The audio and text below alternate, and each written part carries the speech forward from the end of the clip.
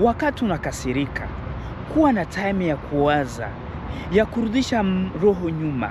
Ujue nini ambao ninatafanya. Solution ya hii kasirani ni nini? Na kama unakasirika unaona hautaweza jere hiyo kasirani yako, na kushauri usiongee kitu, usiongee na mtu fulani paka hiyo kasirani itaweza kupunguka. Because wakati mtu anakasirani anafanya ile ambayo hangefanya, hatafanya. Kipindi fundisho letu, tunawashukuru sana. Hii kipindi fundisho letu tunatumia nguvu, tunatumia wakati, na tunatumia hata pesa kwa ajili ya kusema tuweze kuwafikisha hako hii ujumbe ama hii fundisho. So wakati tunaona watu wawili ama watatu wanajitoa, wana soutenir ama wanatufuata ama wanabadilika kwa ajili ya hiki kipindi, ndio objective yetu. Tunashukuru. Hatuna haja ya watu milioni kutuona lakini kunakosa namna mmoja wa kubadilika. Tuko na haja ya watu ambao wanatufuata and then wanabadilika. Kama ulikuwa na desturi mbaya ama karakteri mbaya, ukishabadilika, hiyo ndio yenyewe tunataka kama hii kipindi fundisho letu. Basi kwa hiyo ilikuwa shukurani ya kuendelea kuwashukuru wale ambao wanaendelea kutufuata. So tunawashukuru na tunawapigia mikono sana. Mbarikiwe sana. Basi leo tumewaandalia kipindi kizuri, yani topic mzuri ambayo tulishoiongelea, lakini tunaona acha tena tuiongelee, kwani watu wengi wamepotea, watu wengi wamepata makonsekansi zikuna kwa za mingi. So sepukwa tumependa tena tupime iongelea ili iweze kusaidia watu. Kuna maybe watu hawakusikia vizuri, maybe hii fundisho letu tena itawasaidia, wataenda kusikia. Basi leo tunataongelea nini? Leo tunataongelea namna ya kujere kiburi, namna ya gestion ya kiburi, namna unareagir wakati una kiburi. Ndio tunataongelea leo. Hiyo nimekamata tuongelee leo because watu wengi wanaanguka kwenye shimo na watu wengi wanapoteza bahati yao. Sababu ya nini? Ya hiyo kiburi. Wengi wamepoteza kazi, wengi wamepoteza couple zao, couple zimeharibika, zimebomoka. Sababu ya nini? Ya hiyo kiburi. Wengi wamepoteza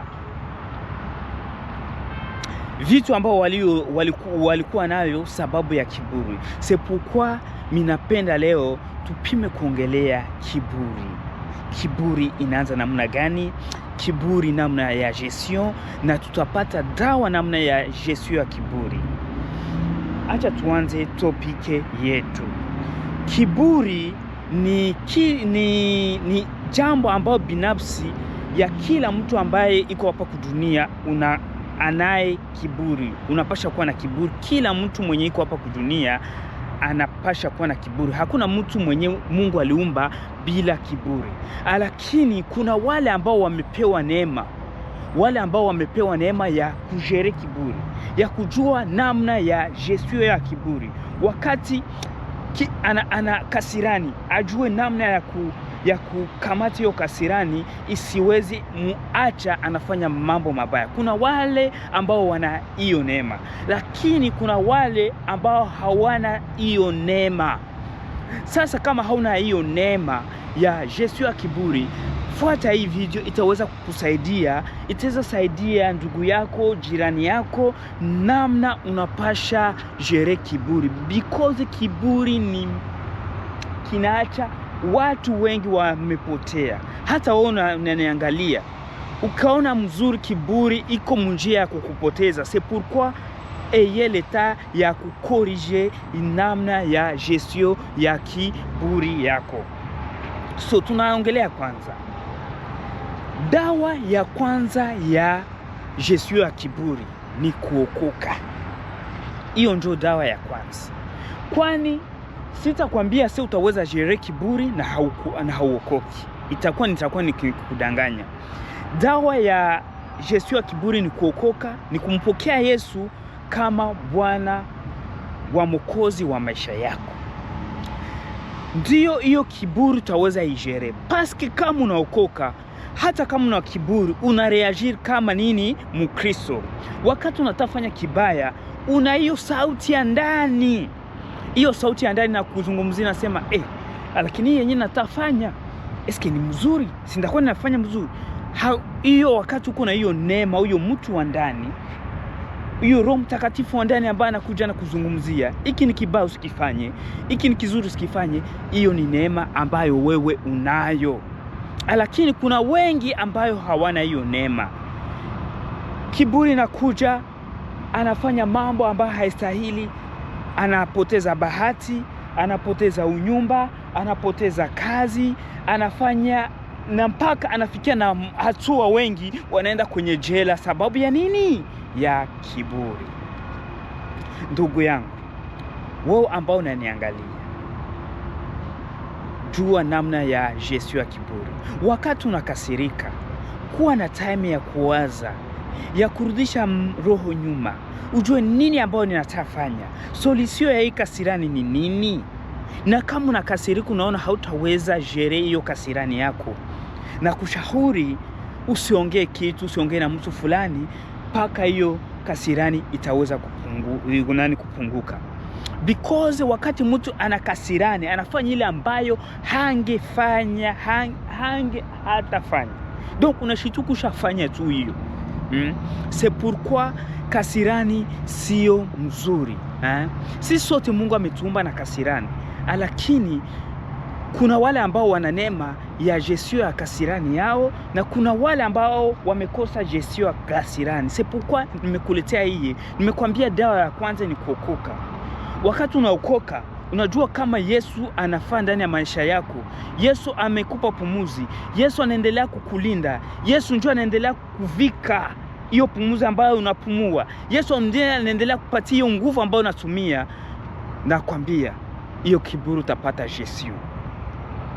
Ndani ya unyumba unaangalia bibi na bwana hawasikilizani wote. Kila mmoja iko na kiburi. Bibi ana kiburi, bwana ana kiburi. Unaona hiyo unyumba tu inaisha donc wanaishi ikiwa na zoruba. Leo uko bie, kesho ni mbaya. Leo uko bie, kesho ni mbaya. Sababu ya nini? Sababu ya kiburi. Ndugu yangu ambao unaniangalia, kiburi hakijenge, ila kiburi inabomoa. Kiburi haikijenge ili inabomoa. Maisha za mingi ziendelee sababu ya nini? Ya kiburi. Anasema mimi siwezi itika kuongea na hao watu, na wengine wanasema nami sitaitika. Hiyo ni kiburi. Hiyo kiburi naacha watu wasikilizane. Viti na kuwa watu wanauana kama nyama. Sababu ya nini wa ndugu zangu? Sababu ya kitu yenyewe wanaita kiburi. C'est pourquoi tunakamata muda kama na hii kuongelea kiburi. Ndugu yangu, kama unajua hauna gestion ya kiburi, kuwa na time ya kuanalize. Kama wakati unakasirani, kuwa na time ya kuwa na muda ya kuomba Mungu nisaidie hii kasirani ambayo ninayo, nipate namna ya kujere. Na usikilize hiyo sauti ya ndani ambayo inakukujiaka. Kila mtu anaona ile sauti. Uone kama wakati unatafanya something wrong ama unatafanya kitu. Kwa hiyo watu ambao wana neema, hiyo sauti ya ndani inakuja na kuzungumzia, ile ambayo unatafanya sio mzuri. Na wengine kwa fanya basi itakuwa nini? So kama una hiyo sauti ya ndani, ujue kama una neema, ndugu yangu. So hii ilikuwa fundisho letu ya kusema kwa ajili ya kiburi. Kiburi sio nzuri, kiburi inabomoa, kiburi haijenge. Si vile? Iwe mtoto, iwe kaka, iwe mzazi, iwe mzee, kiburi haijengi. Sisi sote tuwe na namna ya kujere kiburi yetu. Tuwe na namna ya kujere kiburi yetu, maisha yetu taendelea mbele na kila kitu kitakuwa vizuri sana tena sana. Makanisa mengi zimebomoka sababu ya kiburi. Unaona, mimi njoo nimekamata hiyo kanisa, kama mimi siko hiyo kanisa itaendelea. Juu kiburi imekuwa mingi. Unaona kanisa watu wanajitoa, wanaenda forme kanisa huku, wengine huku, sababu tu ya kiburi. Wakati watu wana kiburi ni kusikilizana hawasikilizane. Wakati watu wana kiburi kuongozana hawaongozani.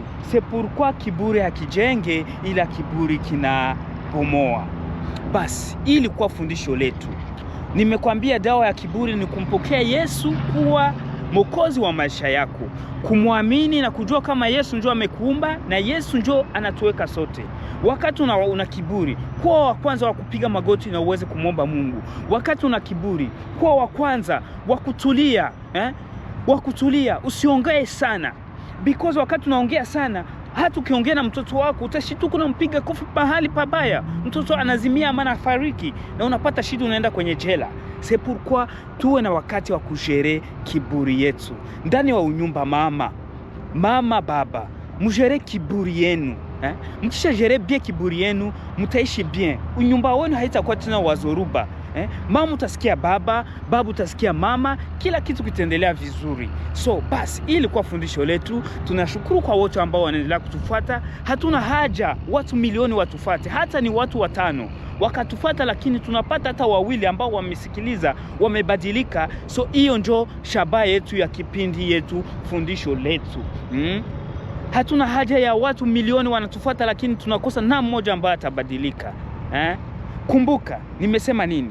Hii kipindi fundisho letu tunatumia wakati, tunatumia pesa na tunatumia nguvu.